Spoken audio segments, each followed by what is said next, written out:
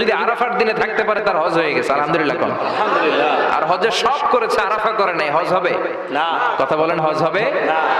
তার মানে বছরের শ্রেষ্ঠ দিন আরাফার দিন। এদিন আল্লাহ এত সংখ্যক বান্দাকে একসাথে ক্ষমার ঘোষণা দেন, বছরের কোন দিন এত মানুষকে ক্ষমা করেন না। আবার শয়তান ওই দিনে এতটা লাঞ্ছিত বোধ করে, এতটা অপমান বোধ করে, বছরের কোন দিন শয়তান এত অপমানিত হয় না।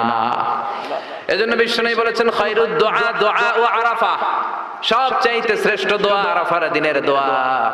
বিশ্বনবী বলেন আরাফার দিনে একটা দোয়া আমি করি, আমার আগে সব নবীরা এই দোয়াটা করতেন। দোয়াটা হলো লা ইলাহা ইল্লাল্লাহ ওয়াহদাহু লা শারীকা লাহ লাহুল মুলকু ওয়া লাহুল হামদু ওয়া হুয়া আলা কুল্লি শাইইন কাদির। সুবহানাল্লাহ পড়েন, মুখস্থ আছে না দোয়াটা? এটা পড়বেন। বিশ্বনবী আরাফার ময়দানে এই দোয়াটা পড়তেন। তাহলে বোঝা গেল বছরের সব দিন সমান না।